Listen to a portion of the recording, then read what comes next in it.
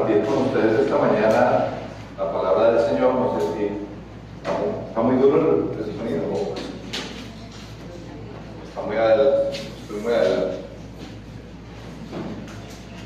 Quiero primero darle saludos de parte de la Iglesia Raíz del Poblado, la iglesia que actualmente, por la gracia de Dios, estamos pastoreando. Una iglesia que tiene 30 años en la ciudad. Está, para los que de pronto no conocen, subiendo Las Palmas, agarras la inferior y el primer semáforo a la derecha bajas, ahí encontrarás una casa que tiene un amigo afuera. Estamos en una casa y se llama el Raíz del Poblado. Si algunos de ustedes distinguen a Oscar Ramírez, él se está congregando con nosotros ya hace unos años allá, es parte del liderazgo de nuestra iglesia. Y estamos también aquí muy contentos. Quiero primero presentarles quienes nos acompañan, aparte pues, de mi esposa y mi hija. Está Juan Camilo y Melissa. Pueden parar de pie ustedes para que los vean. Bienvenidos.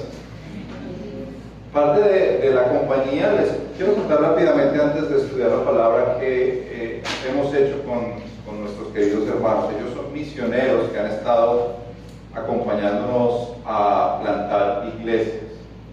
Hace unos años Dios nos movió a plantar una iglesia en La Ceja, Antioquia, una hora saliendo por túnel. Bueno, ustedes conocen la ruta.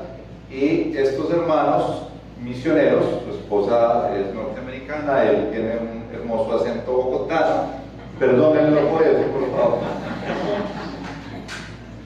Se movieron a ayudarnos a vivir allá plantando la iglesia que hoy en día es una iglesia constituida por la gracia de Dios. Tiene su equipo pastoral, tiene sus liderazgos, tiene un crecimiento que es muy bello, y ellos han estado orando cómo el Señor les dirige para apoyar otras nuevas plantaciones.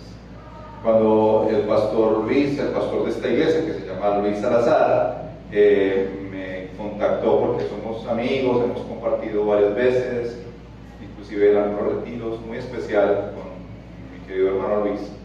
Me preguntó si alguien podía venir una vez al mes a enseñar la palabra. Yo le dije, yo quiero venir la primera vez, me encantaría seguir viniendo, pero hay muchas otras cosas, tal vez no tan seguido. Pero la idea es que si el Señor le permite a nuestro hermano misionero Juan Camilo y su esposa servir acá, ella también ha servido en el pasado en Ministerio de Niños y Jóvenes y bueno, con mujeres, entonces estarían muy dispuestos a servirles cuando ustedes así lo consideren. Quiero empezar esta mañana que en nuestra sociedad colombiana se marca como el día de resurrección, ¿cierto? Todos podemos estar convencidos que Cristo resucitó un domingo. Un domingo. De hecho, por eso cambia la historia. Para nosotros se cuenta el día de reposo es el domingo, el día de descanso, el día que llamamos Día del Señor es el domingo, porque ese día fue cuando nuestro Señor Jesucristo resucitó. Pero les quiero iniciar preguntando lo siguiente: ¿cuál dirías tú es la expectativa más grande que tienes hacia Jesús? Te repito, ¿cuál dirías tú es la expectativa que tienes más grande hacia Jesús? Todos llegamos a conocer a Cristo, y si tú aún no lo conoces, seguro vienes teniendo algo en tu corazón. Te voy a dar unos ejemplos. Muchos venimos a Cristo porque queremos que nos resuelva un problema financiero. Esa es una gran expectativa, ¿cierto? Venimos porque queremos que Él nos dé la pareja de la vida. ¿Por qué se ríen? Si eso también. Venimos por muchas razones. A veces también por razones un trabajo. Muchas de esas razones lícitas. Y quiero decirles de entrada, esas razones, esas expectativas que nosotros ponemos, muchas de ellas están en nuestro corazón y Dios las recibe. La gran pregunta es, ¿qué pasa si esas expectativas no se cumplen? ¿Te has puesto a pensar en eso? ¿Qué ocurre si tú tienes una expectativa tan grande sobre Jesús y no se cumple? ¿No te parece que viene la decepción a la vida y empezamos a frustrarnos? Pero ¿cómo así? Si a mí me dijeron que fuera a esa iglesia y me van a dar marido y llevo 5 años y nada. Alguien se ríe como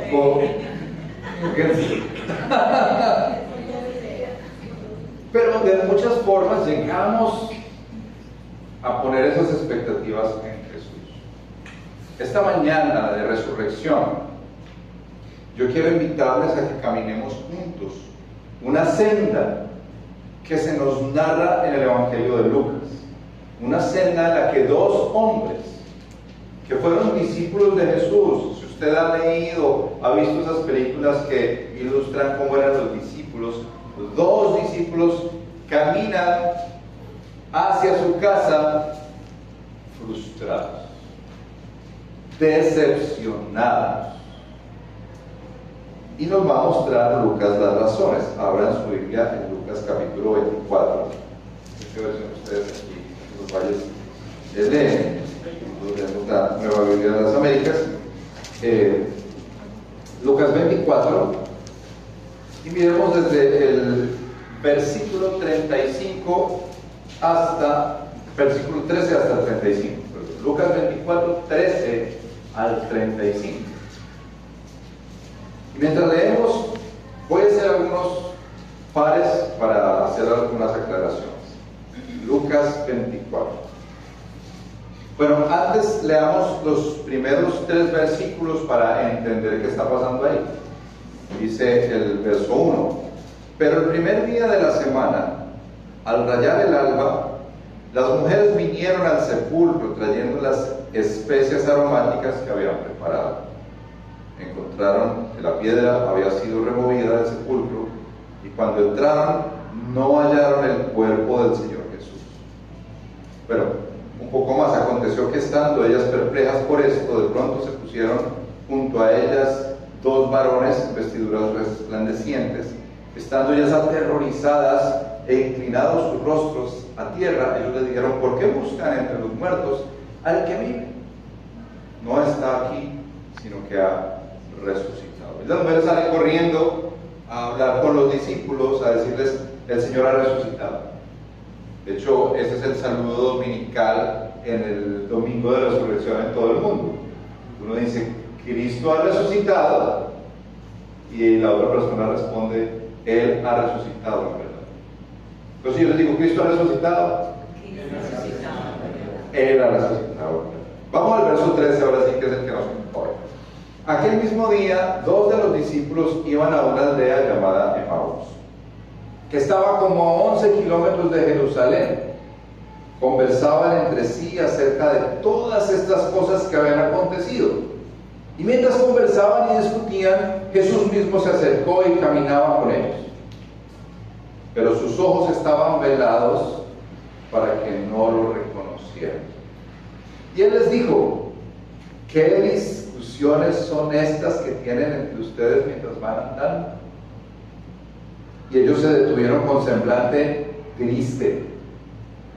Uno de ellos, llamado Cleofas, le dijo: ¿eres tú el único visitante en Jerusalén que no sabe las cosas que en ella han acontecido en estos días? Qué raro esto, ¿no?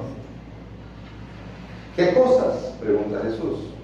Ellos le dijeron las referentes a Jesús el Nazareno, que fue un profeta poderoso en obra y en palabra delante de Dios y de todo el pueblo, y cómo los principales sacerdotes y nuestros gobernantes lo entregaron a sentencia de muerte y lo crucificaron. Pero nosotros esperábamos que Él era el que iba a redimir a Israel.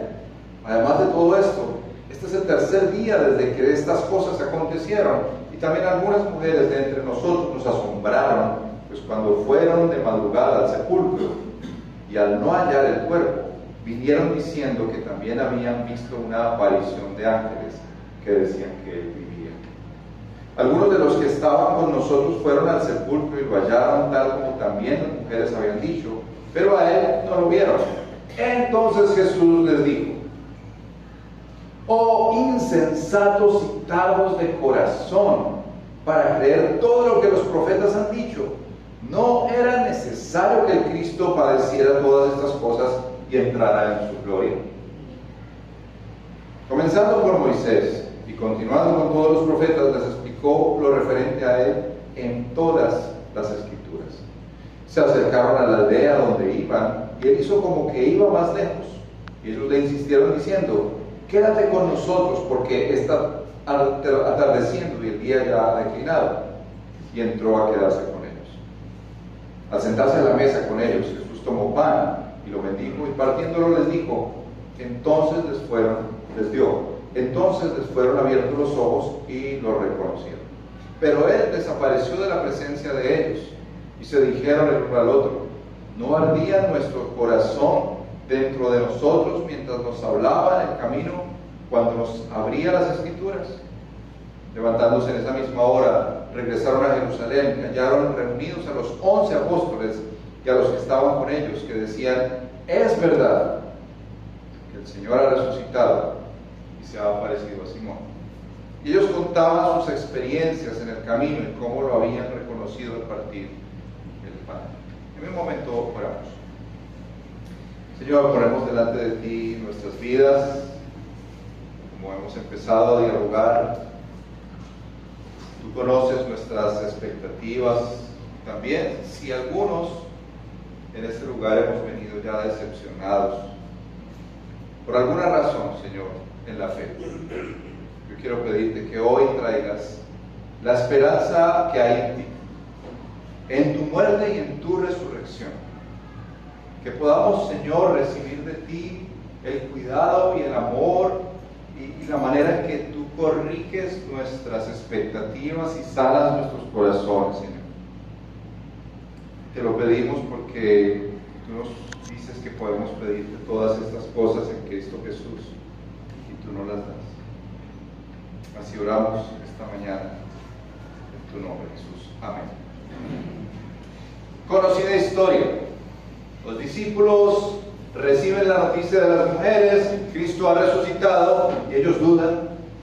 Y dos de estos discípulos se devuelven camino a Emaús. Seguramente tomaron la decisión de: esto no funcionó, el maestro iba a hacer algo tan especial que nos había dicho, pero lo matan. Y lo interesante de la historia es que empiezan a caminar, empiezan a discutir, dice Lucas, y Jesús desaparece en el camino. Llama mucho la atención, queridos, esta mañana para todos nosotros, cualquiera sea la jornada en la fe que lleves, un día, un mes, un año, 10 años, Jesús siempre camina con sus discípulos. Jesús no los deja ni se desentiende de ellos. De hecho, en Mateo, al final, capítulo 28, dijo: y yo estaré con ustedes todos los días hasta el fin. Bien, estos discípulos tienen esa bendición de que Jesús camina con ellos. Parece que es un extranjero porque no lo identificaban. Y entonces les preguntan: ¿qué están conversando ustedes?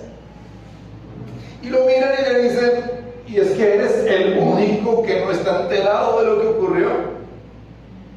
Y yo puedo imaginarme a Jesús diciendo: no, es que estaba en una cruz hace 2 días, no pude enterarme de más cosas. Ellos no caen en cuenta quién es.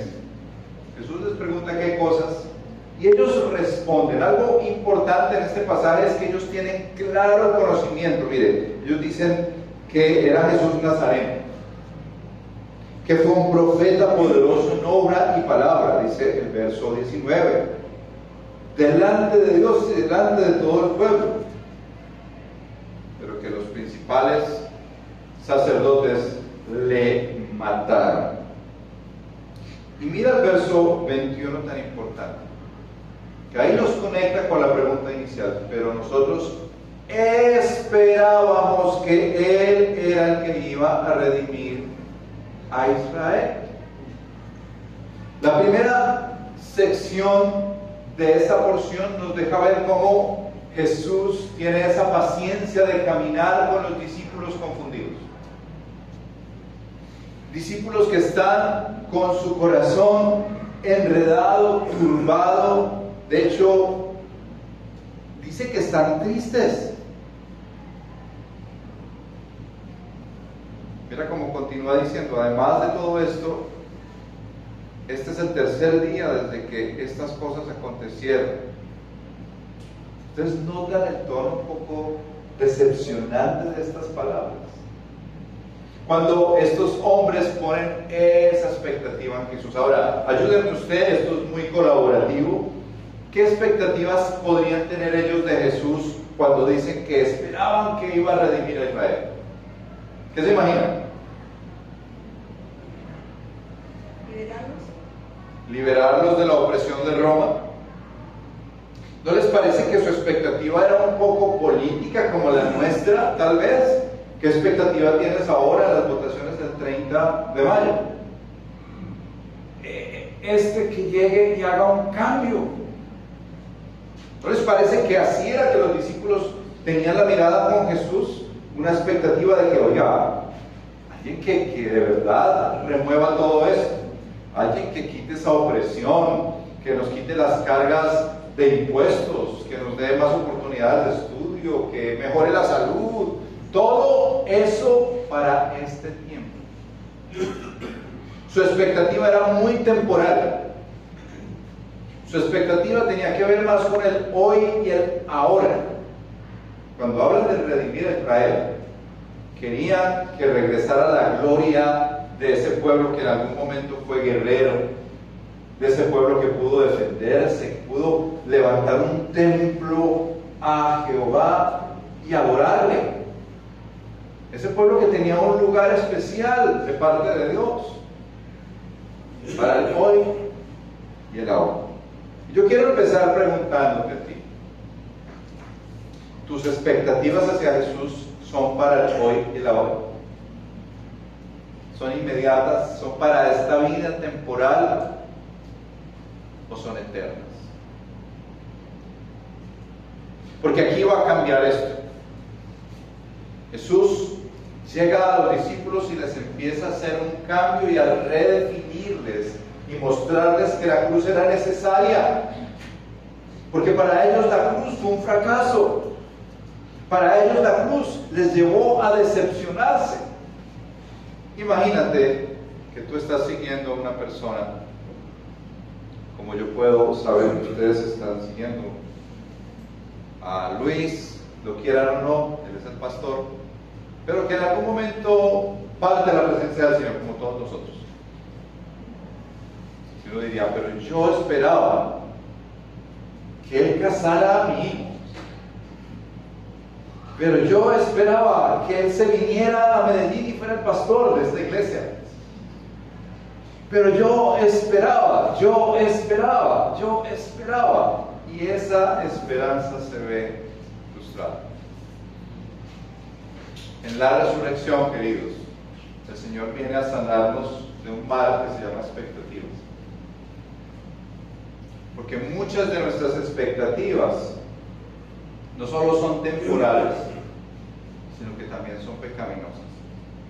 Muchas de ellas están centradas en nosotros. Ustedes escuchan aquí muy bonito que querían que redimiera al Señor a Israel, pero realmente ellos querían un lugar. ¿Se acuerdan de estos dos hombres, Juan y Jacobo? ¿Qué querían de Jesús? Señor, cuando estés en tu gloria, nos podemos sentar uno a tu diestra y otro a tu siniestra. Y Jesús, no, señores, eso no me corresponde a mí. La expectativa que ellos tenían era de alguien, no solamente que iba a restaurar Israel, sino que les iba a poner un puesto, que les iba a dar, por su influencia, quizás el mejor de los lugares en su reino. Su expectativa era muy temporal, y Jesús viene con esa paciencia amorosa a escucharles todo eso que ellos sentían, ese dolor, esa tristeza. Estas mujeres vinieron, le dicen a Jesús, vinieron y nos contaron que esa tumba estaba vacía, nos asombraron, dice aquí, pero no vieron a Jesús. Es muy interesante que en ese momento Jesús, en el verso 25, les llama la atención. Y mira cómo les llama la atención. Muy duro, ¿no les parece? Que le digan a uno insensato y tardo de corazón para creer. Quiero explicar aquí rápidamente que Jesús no está cuestionando su capacidad intelectual. Ellos podían comprender muy bien lo que estaba pasando. Ellos no tenían un problema intelectual. Ellos tampoco eran hombres desinformados. Ellos tenían mucha información. Todo lo que muestra aquí, todos esos detalles, Jesús el Nazareno, que era profeta, poderoso en obra, que los principales lo mataron, pero las mujeres, toda esa historia, ellos la tenían muy clara. La información que tal vez tú y yo podemos tener de Jesús. Pero el punto aquí no es información ni problema intelectual. Si tú lees bien el pasaje, Jesús lo que hace es confrontarles porque son insensatos y con un corazón tardo o lento. ¿Para qué? Para creer. El asunto central de este pasaje tiene que ver con que todo lo que tú puedes conocer de Jesús podría quedarse solo en la información. Pero Jesús llama la atención al corazón de ellos porque esa información te debería llevar a creer. Creer en Jesús. Creer en su venida. Creer en su muerte. Creer en su resurrección, como les está mostrando ahí Jesús. Mira cómo menciona que ellos ya deberían haber creído por todo lo que los profetas les han dicho. Y yo no sé cuántos pastores ustedes han tenido en la vida, cuántos predicadores Dios les ha enviado. Ellos ya tenían muchos profetas del Antiguo Testamento, los habían leído, los habían escuchado, los conocían, pero no creen.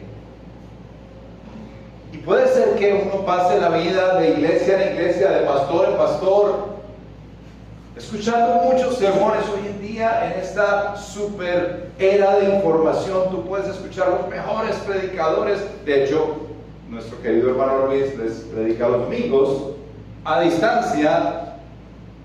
Pero quiero preguntarte algo íntimo. Todo eso que tú has escuchado te ha llevado a creer, a confiar en Jesús, te ha llevado a depositar realmente tu confianza en Él, o todavía sigues esperando y esperando y esperando algo diferente, o de este gobierno, o de un hombre, o de una mujer, o de unos hijos, o de personas como yo, de carne y hueso, que te vamos a fallar.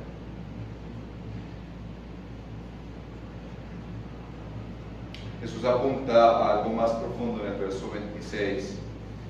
Y es muy interesante que Cristo resucitado, no te olvides, resucitado, caminando con los discípulos, les habla de su cruz. No era necesario que el Cristo padeciera todas estas cosas y entrara en su gloria. Jesús les habla de la realidad de la cruz. Era una realidad. Cuando Jesús dice no era necesario, les está diciendo a ellos que era algo premeditado, pensado previamente por Dios. Estaba en el plan de Dios que Él fuera a la cruz. Ese necesario no era que le tocara a Él, sino que ya se había planeado de antemano que Jesús viniera a morir en la cruz, padecer y entonces entrar en la gloria. Entrar en la gloria. Ese punto de la gloria es muy interesante cuando tú lees Filipenses capítulo 2. No sé si lo recuerdas, que tengamos el mismo sentir que hubo en Cristo Jesús, el cual, siendo en forma de Dios, no estimó el ser igual a Dios como cosa que aferrarse, sino que se despojó a sí mismo, haciéndose obediente, ¿cierto?, como siervo, y se humilló hasta lo sumo. ¿Para qué? ¿Recuerdan el pasaje? el Señor fue exaltado. Y su nombre fuera sobre todo nombre, por encima de los que están aún muertos y los vivos. Esa es la gloria de Cristo. Pero lo que llama la atención después de esta pequeña reprimenda a estos dos hombres, diciéndoles insensatos, tardos de corazón, porque no creen lo que conocen. Y es eso realmente de parte del Señor, para mí, para ti. Mucho de lo que conocemos nos debería llevar a creer en Jesús y confiar en Él y cada día depositar nuestra confianza en Él. Pero la verdad es que hay más información y menos confianza en Él. Entonces, ¿qué hace Jesús acá? Miren en el verso 27 lo que hace Jesús. La manera en que Él resuelve el problema de incredulidad o de desconfianza en Él no es seguir regañándolos. No. Es abriéndole las Escrituras. Mira como dice en el verso 27, comenzando por Moisés y continuando con todos los profetas, les explicó lo referente a Él en todas las Escrituras. Pregunta número 1, ¿ellos no conocían las Escrituras? ¿Sí? Entonces, ¿por qué Jesús tiene que volver a explicar las Escrituras? Aquí hay un dato muy importante, querido lector de la Biblia.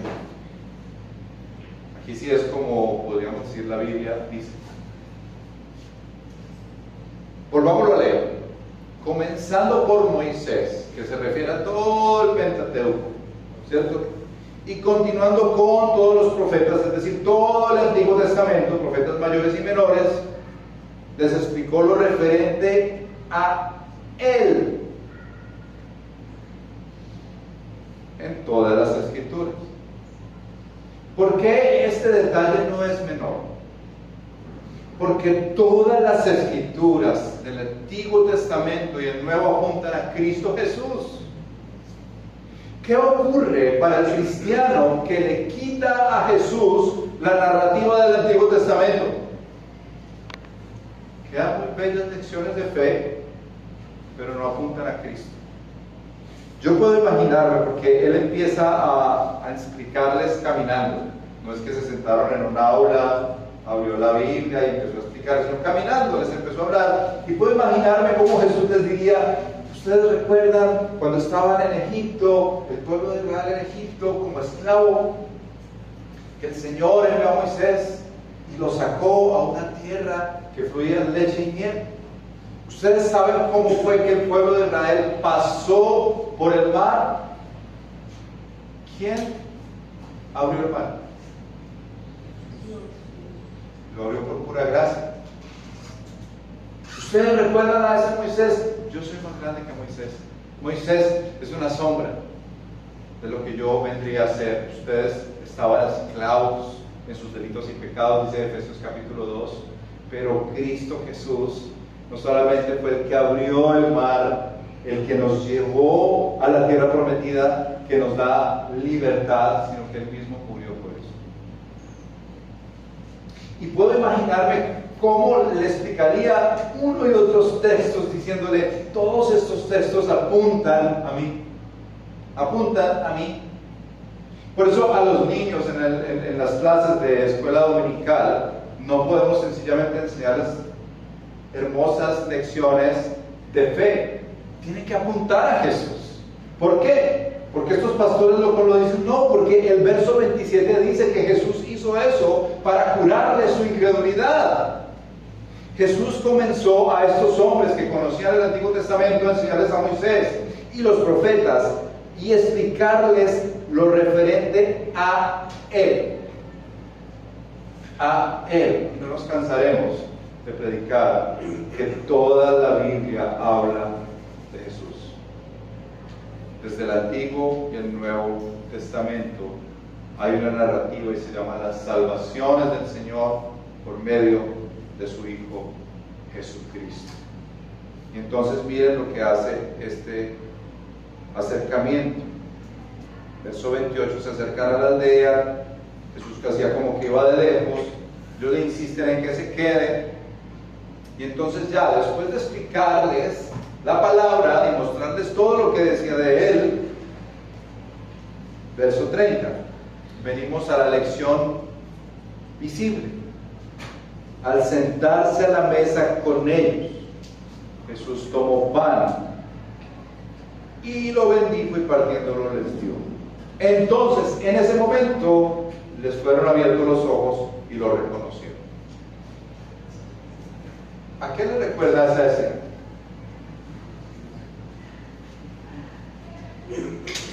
¿A qué le recuerda esa escena? Piensen que están en un domingo, caminando, camino a Emaús, frustrados, tristes. ¿Qué habían pasado 3 días antes? La muerte, pero antes de morir. Exacto, ¿estaban en dónde? En un aposento.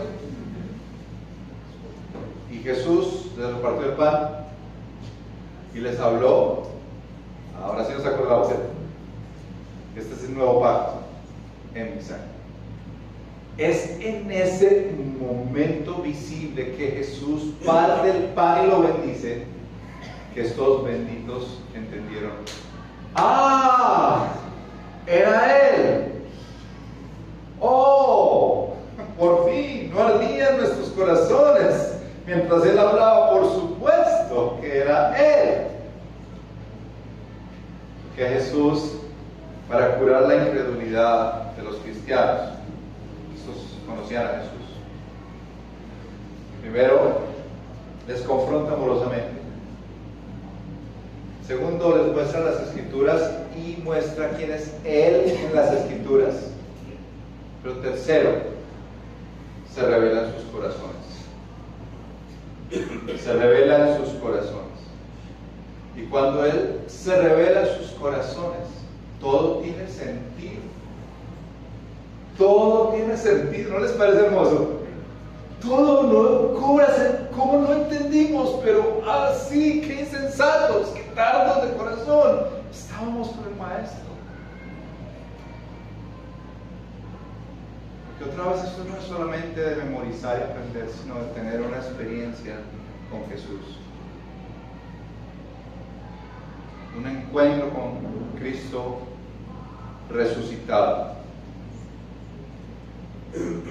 Yo no sé cómo sea tu relación con Jesús hoy. Yo no sé si has vivido más en aprender y conocer y tener información. No sé si esa información te ha llevado a confiar en Jesús, pero quiero darte una buena noticia hoy, si te consideras cristiano. Jesús vino para mostrarte sus heridas, para contarte que la tumba está vacía, para decirte que fue a la cruz por ti, para transformar tu corazón. Y eso es lo que ocurre al final de esta historia. Porque esta historia no termina ahí, con ellos como sorprendidos. Mira, como dice el verso 31, entonces que les fueron abiertos los ojos y lo reconocieron, Él desaparece de la presencia de ellos y se dijeron el uno al otro, no ardían nuestros corazones dentro de nosotros mientras nos hablaban en el camino. Levantándose en esa misma hora, regresaron a Jerusalén y hallaron reunidos a los 11 apóstoles. Y les decían, esta historia comienza con mujeres que les dicen, Jesús ha resucitado. Y estos no creyeron. Se fueron frustrados a Emaús. Pero mira cómo termina la escena. Ya son ellos los que dicen, es verdad que el Señor ha resucitado. Porque el Señor les cura su incredulidad. Y cuando el Señor cura de esa incredulidad, nos comisiona para compartir su evangelio a otros. Nos comisiona para salir y decirle a otros, Él ha resucitado. Nos comisiona para ir a decirle a la gente alrededor, aquí en Medellín, en esta zona, Cristo ha resucitado. Porque Él ha resucitado, tenemos esperanza de vida eterna. Porque Él ha resucitado, yo puedo vivir mis días no con las expectativas egocéntricas, sino que mis expectativas ahora son expectativas por Cristo, por su reino, y por eso puedo estar abierto para servirle en cualquier lugar donde Él me llame, no solo aquí. Yo sé que nuestro hermano puso una lista de grandes necesidades, tal vez tú dices yo quiero ayudar, pero también en tu trabajo. Tú eres cristiano acá y en tu trabajo, tú eres cristiano acá y en tu hogar, donde tú vayas. Si en tu corazón el Señor te ha iluminado para que tú lo conozcas a Él, ese corazón va para todo lado contigo y no puedes dejar de ser creyente en ningún lugar. Entonces yo quiero invitarle en esta mañana, a la luz de este pasaje que se nos abre, que yo podría decir que Cristo vino a nosotros hoy a abrirnos este pasaje y mostrarnos lo que Él es, lo que Él hace, que Él transforma nuestros corazones. Y mira estos versos tan importantes de este texto. Verso 31, sus ojos se abren. Y eso trae un efecto, porque su fe se despierta. Estaba dormida, estaba ahí como cuando uno lee en Marcos que Jesús sanó, recuerdan, a un ciego y le preguntaba si veía a los hombres, y los veo como árboles. Después Jesús vuelve y obra y finalmente puede ver bien. Pero también, el verso 34, su esperanza vive. Cristo vive. Ellos salen de la tristeza y pasan al gozo, salen de la duda a la certeza. ¿No les parece hermoso? Cristo ha resucitado. Y salen de vivir desesperanzados porque ya el rey de turno no es. Va a tener vida en abundancia. También su dirección es cambiada. El verso 33 dice que ellos ya se devolvieron. Imagínate, ellos iban caminando frustrados, tristes, decepcionados hacia Emaús. El Señor se les revela en el camino, les muestra las Escrituras, les parte el pan para que se acuerden que hubo un pacto con ellos. Y cuando les abre nuevamente sus ojos, los ojos del corazón, inmediatamente se regresan. ¿Quién ha dicho que ese movimiento es lo que entendemos como el arrepentimiento?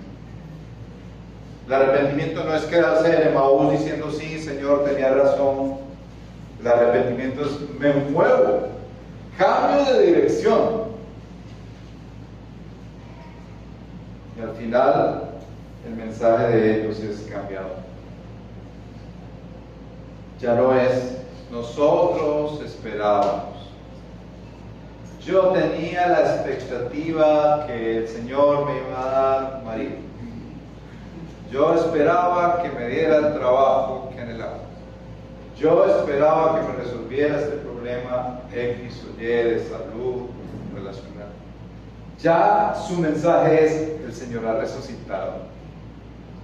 El Señor ha resucitado.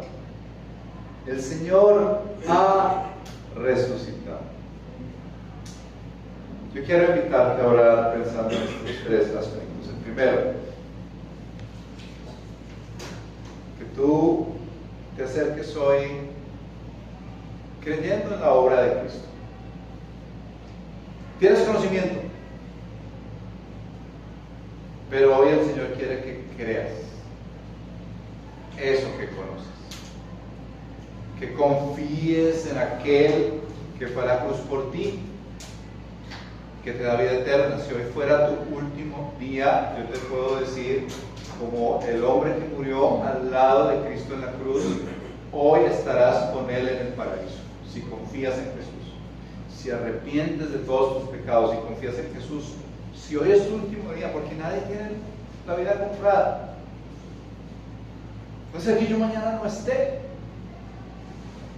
pero quiero decirte que hoy es el día para decir: confío en ti, Jesús. Creo en lo que se me ha confiado, en lo que se me ha contado. Creo en ti, Jesús, en tu obra perfecta. Segundo, somete tus expectativas a la palabra de Dios.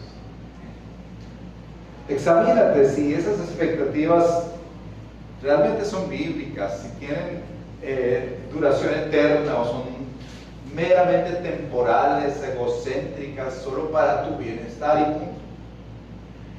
Y pídele al Señor que te deje ver más allá, que te deje ver más allá de esas expectativas que son más bien como deseos egoístas enredados, que puedas ver al Señor, que le puedas decir: Señor, no mis planes, sino los tuyos. Mi plan era ir a Emaús, triste y decepcionado, pero tu plan era que regresara como un misionero, testigo de ti. De hecho, muchos de los discípulos tuvieron que ser esparcidos y murieron muertes cruentas por este testimonio del Cristo resucitado. Y eso es lo tercero, que vivas como un testigo de aquel que murió y resucitó. Sin la cruz, la resurrección no tiene sentido. ¿Para qué? Un milagro más. Pero sin la resurrección, la cruz nos deja sencillamente en el aspecto del sufrimiento. La resurrección, hermanos, son las primicias de lo que tú y yo viviremos cuando oramos. Y yo les quiero animar a esto. Hace 2 años, de hecho esta mañana una hermana tuvimos un tiempo temprano en la iglesia, le llamamos alborada de resurrección, 5 de la mañana, pido perdón. Y después de las 5 de la mañana hacemos un desayunito y la hermana me dijo: pastor, yo quiero preguntarle algo, ¿usted tiene temor a la muerte? Yo le tuve temor a la muerte hoy en día. Y estuvimos dialogando ahí un momento y le dije: no tengo temor a la muerte porque al ver las escrituras Jesús me mostró que Él venció la muerte. Que Él venció la muerte. ¿No les parece hermoso? Estos discípulos caminando con Jesús vivo nos muestra que Él venció la muerte. Y le decía, y lo pude comprobar, hace 2 años aproximadamente, diciembre de 2024, murió mi papá. Y fue un golpe muy fuerte para la familia, de repente murió. Y tuve que enfrentarme muy de cerca a la muerte. Esos 4 meses fueron muy duros. En enero murió una joven de la iglesia que se lanzó al metro, hija de miembros de la iglesia. En febrero se casó mi hija y se fue para Canadá, mi hija mayor. Y en marzo murió una hermana de muchos años en la iglesia, más de 30 años de servicio, murió de un cáncer. Y en esos 4 meses, escasos 4 meses, les puedo decir que una y otra vez venía a mi mente: Cristo venció la muerte. Sorbida es la muerte en victoria. Yo creo en un Cristo resucitado. Yo quiero contarle a la gente la esperanza que hay en un Cristo que no solamente murió por mí, sino que también vivió para darme vida. Así que yo quiero orar por ti hoy. Si tú eres un discípulo o discípula que tiene mucha información, como estos 2 hombres, y hoy necesita escuchar el llamado de Jesús diciendo que tal vez eres tardo de corazón para creer, y que en estos discipulados y estudios personales de la Biblia puedas ver a Cristo en cada versículo, en cada página de la Biblia, y le puedas adorar a Él, y puedas corregir tus expectativas, que sean más eternas. ¿No les parece que tenemos unas expectativas tan temporales? Que me vaya bien, yo molesto eso de que tenga marido, pero verdad, muchas me dicen: ay pastor, ore, ¿estás de casa? Y yo: no, pero Estamos de paso.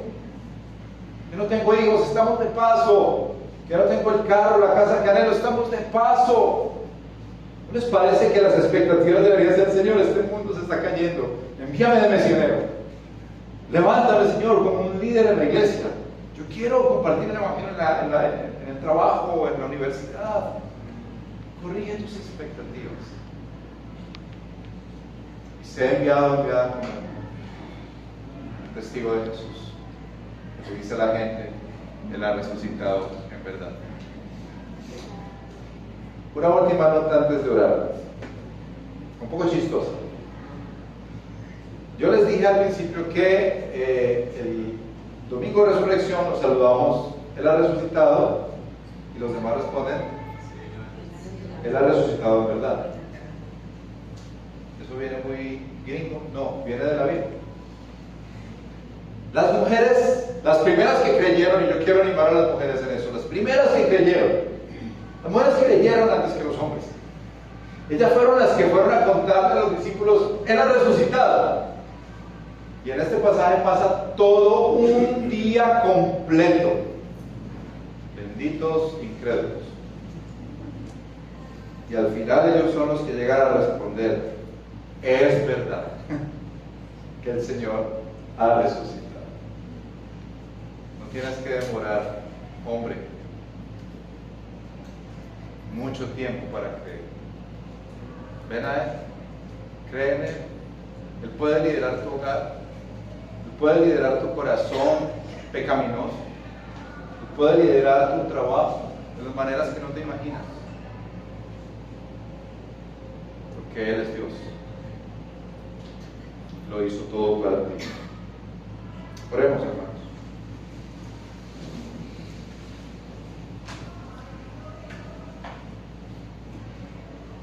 Señor, hoy venimos delante de ti agradecidos por tu palabra.